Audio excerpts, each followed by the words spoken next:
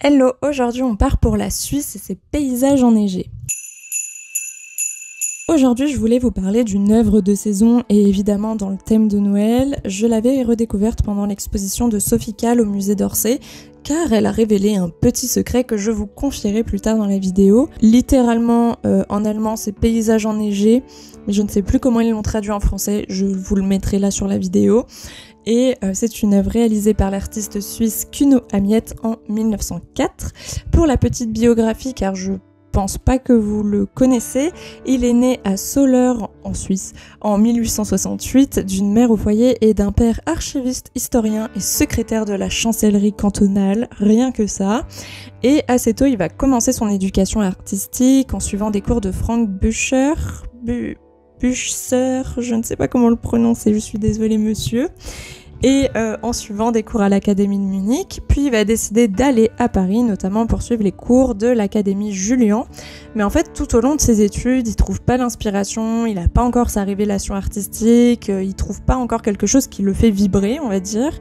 Et un de ses amis va lui recommander de passer à Pont-Aven, en Bretagne, qui est une ville qui s'est formée une très très belle réputation auprès des artistes, car elle est considérée comme pittoresque, mais aussi elle a un aspect peut-être un peu mystique, etc.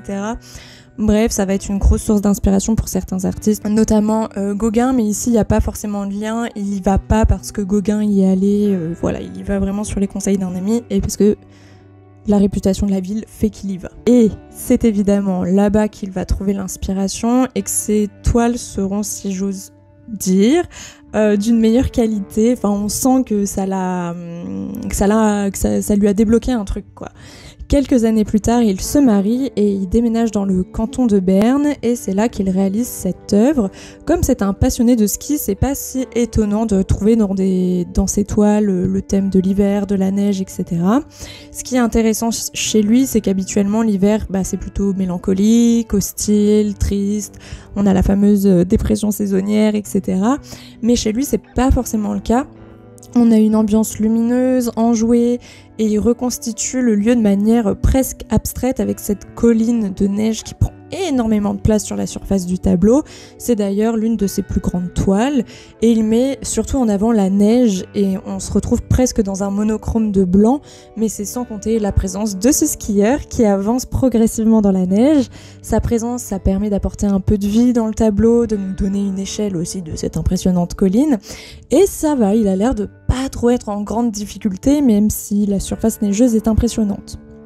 Cependant, cette toile cache un petit secret, un petit détail macabre dont je n'étais pas au courant avant l'expo de Sophie Calle. En fait, au dos de l'œuvre se trouve le fantôme de deux autres skieurs ensevelis sous la neige. En vrai, c'est surtout que je pense que l'artiste a décidé de les enlever pour que la neige soit vraiment le sujet du tableau sans qu'elle ne soit trop habitée par l'homme. Tout simplement. Mais voilà, je trouvais ce détail un peu fun à partager et comme effectivement, quand on visite un musée, on voit très rarement le dos des œuvres, parfois il n'y a pas forcément des choses très intéressantes, mais parfois il y a des petits secrets comme ça qui se cachent. Donc j'avais envie de vous le partager. Voilà pour aujourd'hui, nous on se retrouve demain pour la suite.